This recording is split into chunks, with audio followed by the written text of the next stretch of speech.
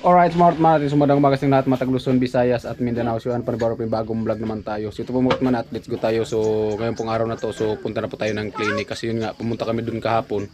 So hanggang 20 tao lang ngayon, hanggang 30. So sana mahabol natin at kasi nga, medyo natanghalian tayo kasi naiwan ni Miss yung cellphone doon sa tindahan. Buti nga, nandun pa at binalikan ko. Ayan. At siyempre naligo din po tayo mga karot man. No? At ayan. At abang abang natin mga katman at kitikas na po tayong muli at siyempre kasama natin si Bibi Aljur at si Mrs. Aljur, no? At yun, right, at bawal kasi mag vlog doon sa loob ng clinic, so kaya doon lang tayo sa labas at respetuhin po natin sila. Right, ayan mga katman at punta na kami doon.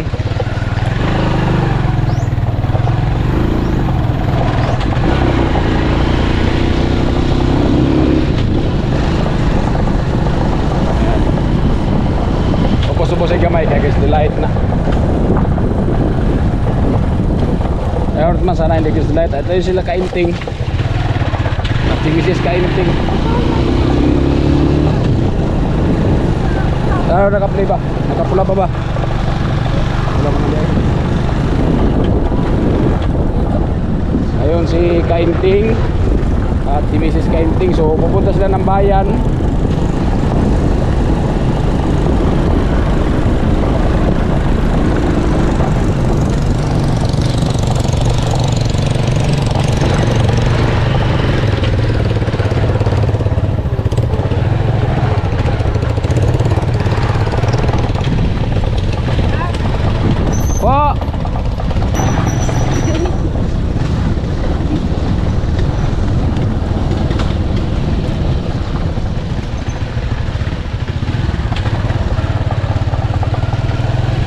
Ay mga tuloy-tuloy po kami at siyempre doon po tayo sa clinic ngayon.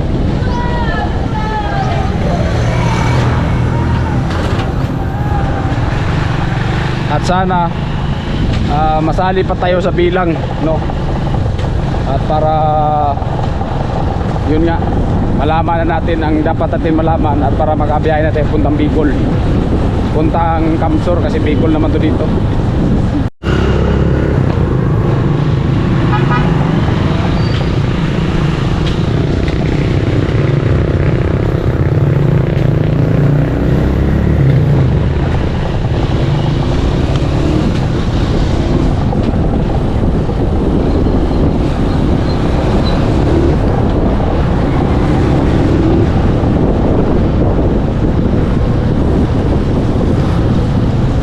Ayan mga kartman, tuloy-tuloy po kami. Ayan, aso.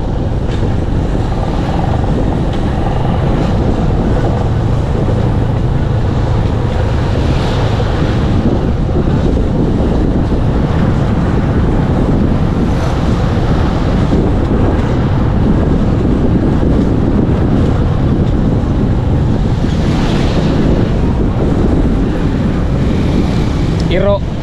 Kanina aso, ngayon iro.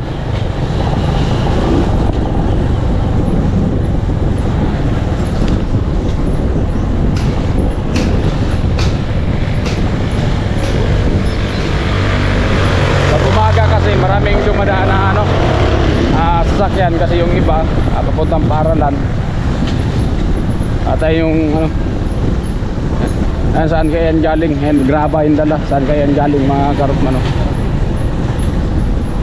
Kasi yung kila kainting hindi nyo pwede ibinta kasi gawa ng may kontrata na yun, bultuhan.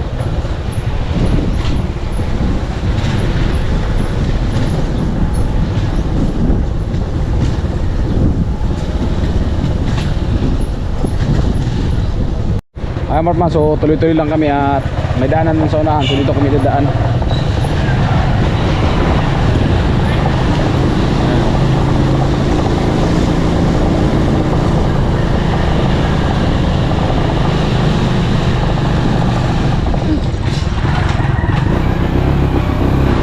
Ayan, paahon.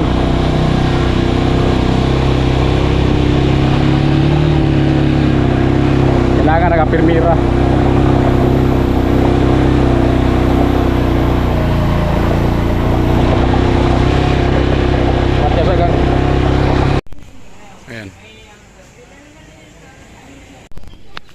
Ay mga karotman, oh.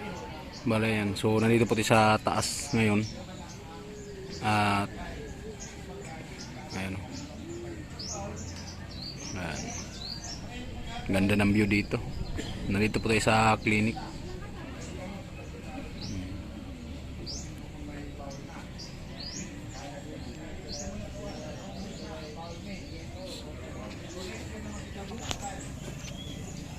Ayan.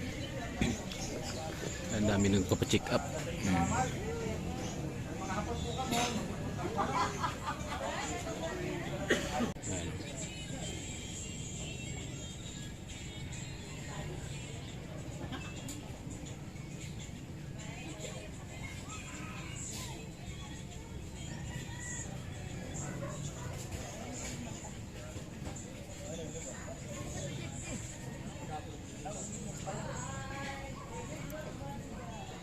Alright, Smartman. So ayan, so kakarating lang po natin.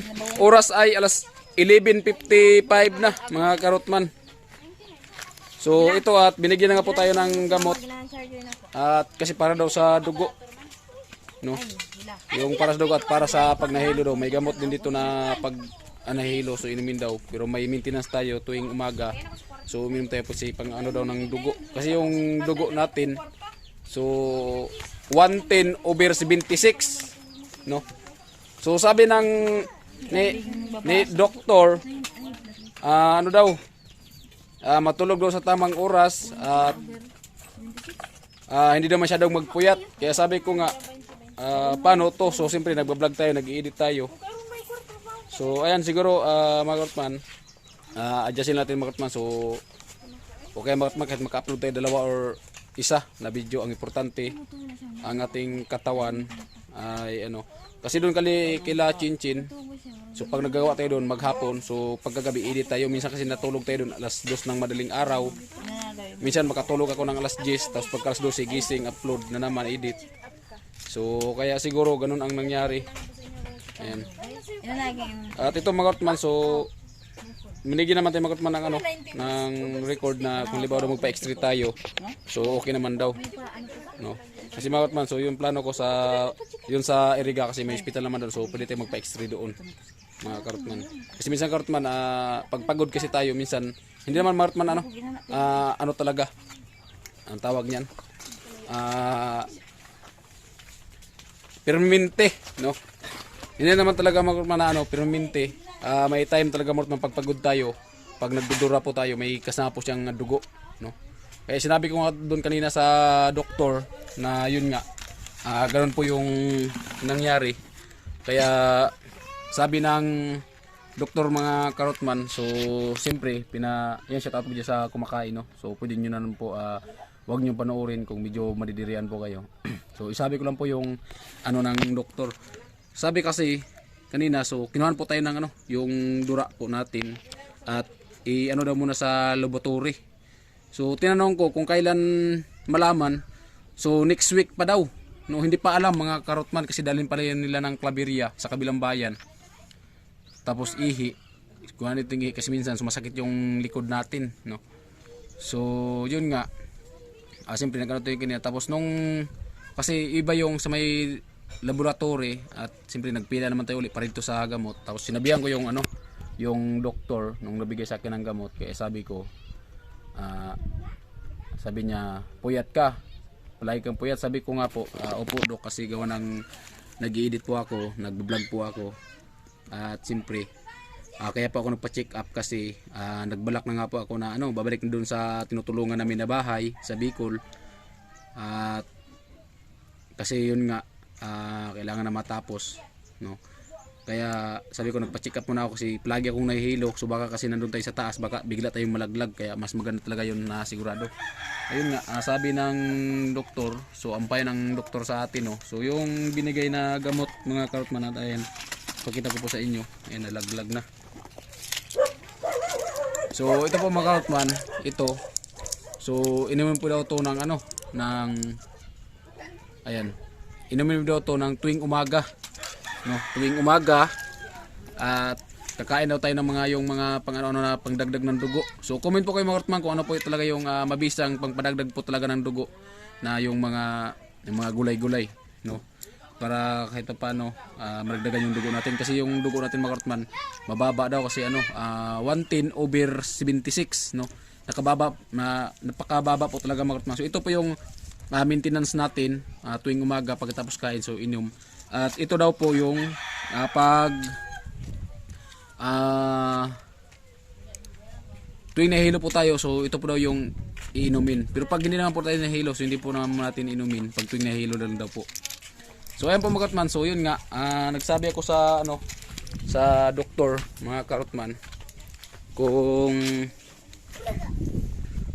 halimbawa darating yung result, kasi yun nga mga karotman na talaga tayo na babalik na tayo kila Chinchin. Kaya sabi ko ng doktor, halimbawa po dok, kung darating yung result sa laboratory dun sa dura natin no. Kasi minsan kasi sumasakit yung dibdib natin, minsan sumasakit. At pero hindi naman siya magot man araw-araw o lagi-lagi na lang. Pag minsan sa isang buwan, isang bisis, pag tuwing pagod tayo, so nagdudura tayo ng ayun nga, may kasamang dugo. So kaya sabi ng doktor, sabi niya kung ganun pupunta ka rin pala ng Bicol, at kung mas maganda doon ka na lang kasi kung babiyahe ka na, kung hindi mo na mahintay yung result ng yung klima nga natin mga karotman sa resulta ng yung binigyan natin na klima yung dura doon. So sabi niya pwede naman daw, nagtanong sa akin kung saan daw ako, sabi ko sa Bato, Kamsor. Sabi niya doon daw sa Nabua mayroon naman daw doon. So sabi ko sa kanya kung okay lang na na si Mrs. na yung kukuha ng result ng kung positive tayo or Pero yung sabi ni mga karotman ng doktor, yung tinignan yung baga natin. So okay naman po, malinaw po daw yung baga natin, wala naman pong problema doon. At sabi ng doktor, sabi ng doktor, kung ganoon pupunta ka lang naman pala sa Bicol, di mas maganda doon ka na lang magpa-X-ray, no? Kaya siyempre mga karotman, so hindi natin alam sa ganyan kasi ngayon pa lang tayo naka-enkwentro ng ganyan. Kaya siyempre tinanong ko din po yung doktor kung may bayad ba yung X-ray doon, kasi mahirap kasi baka malaki yung bayad, mahirapan tayo sa kalisod niyan. So sabi ng doktor mga karotman, lang naman siguro daw sa mga 300. So comment below po kayo mga karotman kung ilan po talaga yung bayad sa pa-X-ray, kasi nagbabalak po tayo magpa-X-ray pag nandun tayo sa Bicol. So ayan, at ito, so sabi ko kung halimbawa makabiyahe na tayo papunta ng Bicol sa bayan na Chinchin para makapagawa na din po, para makatulong tayo doon. Kasi yung katawan ko mga karotman wala namang problema, yung ulo lang kasi nahihilo tayo. So yun pala, kulang tayo sa dugo at kulang tayo sa tulog, so kaya nahihilo tayo. At yung dibdib natin minsan hindi naman mga karotman na talaga nga po, lagi na lang pag dumudura tayo, lagi na lang. So hindi naman po, minsan lang kasi sa isang buwan, minsan sa isang bisis, minsan sa isang buwan wala naman. Pag pagod lang tayo masyado, so siguro mabigla. So ito, at binigyan tayo, sabi niya ipakita lang daw to pagdating doon, kasi patunay daw na na-check up daw ako dito, at kung magpa-extreme daw ako doon, so ito daw yung ipapakita doon sa yan sa Nabua, Ayan. At yan, comment po kayo mga karotman kung baka malaki-laki yung bayad pagpa-extra. Pero pag-isipan pa natin mga karotman, at kasi nga babalik na tayo doon. So ito, may maintenance din na tayong gamot. At least mga karotman, nagpa-check up tayo, at least nalaman na po talaga natin, at para ma-adjust natin. Kasi kung hindi tayo magpa-check up mga karotman, so hindi natin ma-adjust yung sarili natin. Kasi pagdating talaga doon, gusto natin makarami ng upload. Kahit gabi, magdamag, tulog saglit, upload naman, tapos edit. Tapos pagka umaga may ligo. So hindi natin alam yung takbo pala ng katawan natin. So mas maganda ito nga, nagpa-check up tayo para alaman po natin, kasi sabi ng doktor, so wag daw masyadong magpuyat kasi kulang daw ako masyado sa dugo, At isa din pala yung pagpupuyat, kulang ng dugo, isa din talaga yung sa nakakahilo, pag minsan. Kaya ito, binigyan tayo ng padagdag ng dugo, at siyempre kakain daw ng mga sustansya, at siyempre may binigay din na gamot na pag tuwing nahilo daw ininumin. Pag nahilo lang naman, pero pag hindi naman po. So ayan po mga karotman yung update natin sa sa pagpa-check up natin. So mas maganda, so nalaman po natin. At ababangin nyo mga karotman, at siguro pagpunta natin ng Bicol, so mauna siguro tayo kay paring Sunny, no, kasi yun nga as paring Sunny busy. So wala namang problema mga karotman kung pagdating natin doon, so gagawa tayo. Kung magpagawa tayo, magpa-extra tayo, halimbawa patapos yung bahay ni Chinchin, kaya sabi ng doktor, ano daw, magpa-extra tapos magpabawas daw ng dugo. So ano daw sa dugo, kulang na ako ng dugo, tapos bakit magpabawas pa ako? Yan mga karotman, so comment po kayo. At siyempre kung magpabawas din ng dugo, hindi tayo makapaggawa agad mga karotman kasi kailangan natin magpahinga. So siguro magpa-extra tayo, kung may pera tayo baka kasi may bayad, so kailangan natin ng pera at ano tayo ng dugo. So siguro pag matapos-tapos yung bahay ni Chinchin, kasi kung uwi man tayo dito sa Burias kasi para magpahinga, at least patapos yung bahay ni Chinchin, no. At siyempre yun nga mga karotman, sabi ko nga po ay siguro pagbalik natin ng Bicol o kahit nandito man tayo ngayon, so adjust natin yung pag-upload natin mga karotman, kasi kailangan paggabi tuwing ano daw, tamang oras tutulog daw kasi kulang daw masyado sa dugo. Kaya yun siguro hindi mga karotman yung unang punta natin doon, kasi yun nga hindi natin nalaman, so ngayon lang natin nalaman na ganoon ganyan. So kaya panay tayo upload doon minsan tuwing gabi. Pag out sa trabaho namin doon sa bahay ni Chinchin, edit sabay upload, tapos edit na naman sabay upload, tapos kahit pag may vlog pa na naka-stay, so kailangan editin para kinabukasan iba na naman, para pag bago pasok ng trabaho makapag-upload, no. Kahit na gabi minsan matulog ako alas 10, tapos pagka makagising ako ng mga alauna, so gising na naman, edit, tapos upload. Tapos pagka madaling araw, so maaga po tayong nagigising, siguro nasanay na tayo. So ayan, at medyo mga karotman, at adjustan lang natin, at sana mga karotman patuloy nyo pa rin pong supportan si Karotman, at para kahit paano, kahit kunti ba yung upload natin, so makapag-revenue din po tayo. Ayan, ito po mga karotman, ito po yung update. At kanina pa po kaming umaga doon kasi marami din talagang tao, so makita nyo naman sa vlog ko. At hindi lang tayo nag-vlog doon sa loob kasi yun nga, yun po talaga yung ano talaga nila patakaran, na bawal po doon mag-vlog sa loob. So kasi nga yung naano yung papa ko na disgrasya, yung naano ng motor, nasagasaan ng motor yung papa ko. So gusto ko sana mag-vlog doon sa loob pero binabawalan po tayo. So kung yun po yung ano nila, Mortman, so wala nang problema kung susunod po tayo, no.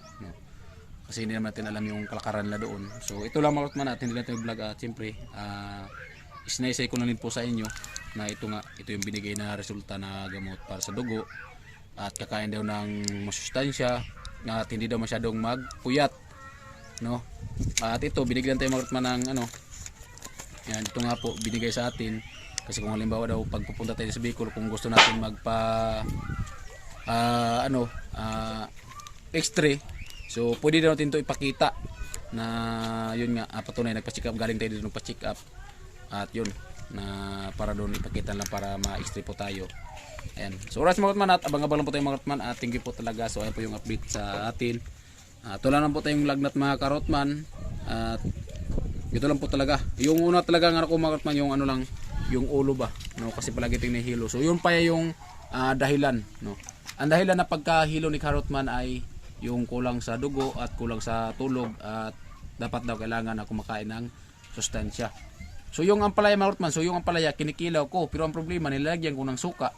Yung suka pampabawas sa dugo, yung ampalaya mga karotman pampadagdag yata sa dugo. Pampadagdag sa dugo ang ampalaya, bino. Hindi pampadagdag sa dugo yung ampalaya. Ang comment po kay Mortman, kasi ano po talaga Mortman, paborito ko talaga yung ampalaya kilawin kaysa sa lutuin. Ang paborito ko yung ampalaya kilaw. So yung suka talaga pampabawas sa dugo, iwan ko lang po yung ampalaya.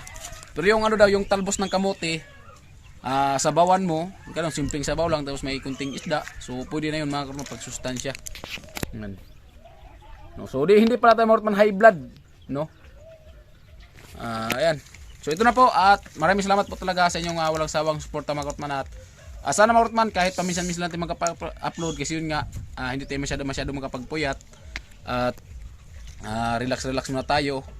At least mga karotman, so kahit man relax tayo, so gagawa pa rin tayo dun sa bahay ni Chinchin. Kahit man makagawa tayo dun sa bahay ni Chinchin, hindi tayo makapag-vlog kasi yun nga, nag-isip sa sarili natin kasi mahirap na. So okay lang, at least nakapagtulong din po tayo doon kila Chinchin, no. Ayan. At alright mga karotman, at abang-abang po at kung ano po yung magiganapan sa dulo ng ating video. Ayan, so update lang po sa atin na ito po yung dahilan kung bakit po tayo nahihilo. So galing po tayo doon sa clinic. Ayan, at siyempre may so kain tayo mga karotman. So ay mga karotman, at ayan po si IC at si Mika, si Yana, si Bibi Carrot, shout out. Shout out. Nagka-mouse-in kasi nagduwa mga karotman, galing yang para lang karating lang. At ayan si Mama. Ayan. At siyempre mga karotman, at siyempre may bisita namin ito si Kusina. Ayan, part 2, ang paghahanap ni Tilo kay, kasi pangalan na? Jisa. Ayan, sige kain ka na Jisa, huwag ka nang mahiya Jisa. Kumain ka na? Hindi pa ged. Ha? Ang bilis. Kanina mga karotman, doon tayo sa labas kumakain pa. Tapos ngayon, ano na daw, tapos siya kumain. So wag kang mahiya sa camera, no? So doon po pala sa nagko-comment nung unang vlog ko sa kanya na wag daw yung yung boyfriend muna. So yan. So doon may mga nag-ayo doon sa iyo, nag-suggest sa iyo doon na wag mo na yung boyfriend. Ano muna, focus mo sa pag-aaral. No, at yan, salamat po sa nag-comment doon. Biniro ko lang naman yun si si Jisa mga kakarotman, biniro ko lang po. So and focus po naman talaga siya sa pag-aaral mga karotman. So biniro ko lang siya kay Tilo. So kahapon pumunta siya kahapon tumorot, hindi lang ako napag-vlog. At yung nga biniro ko siya na gustong pumunta dito ni Tilo. At puntahan si Jisa. Ayan. So anong sagot mo sa akin kahapon Jisa pag pumunta dito si Tilo? Why? Ayun karotman si Kusina oh. Ngayon ta. Unsa man siya oh? Shumay. Siya may. Oh, di mo na dapat na pangsudan. Na ang sudan ni Jisa. Kaya pala hindi tumaba si Jisa mga karotman kasi yung inuulam siumay. Hindi, yung kinain mo na prito yung ulam na. Yan, shout out sa ating mga viewers. Makita man kani. Makita ka sa mga viewers. Kung manood mong Kuya Drake imong atin, mapanood niya, gwapa kay ka. Shout out sa tanan. Shout out sa tanan ko sa Makamao. Nag-program ka ganin sa ako ang. Shout out nimo si Tilo. Shout out sa pinuno namo na si Kuya Noli. Shout out si Kanoli. Shout out si Kuya Noli. Kuya Noli vlog. Shout out. Shout out kay Kuya Noli vlog. Di ba mga karotman natuto na din si si Jisa sa camera ba, hindi na siya mayayain. Nung unang punta niya dito binag natin, so mayayain pa siya ngayon. Hindi na kasi minsan nagbo-vlog pala to sa ni kusina. Nagbo-vlog yan sa cellphone ko. Yan, huwag masyadong mahiya kasi pag masubrahan sa hiya, wala nang relax yan. Yung sakto lang, hindi mahiya, hindi rin yung masubrahan naman, yung tama-tama lang. Yan. At ano yung mga man, best friend niya ni Kusina, kaya sumasama, malapit lang paaralan, sumasama sila dito. At maya-maya, pag hatid kay Kusina, siyempre sakay din po siya sa motor. Yan. Hatid sundo sila ni Kainting.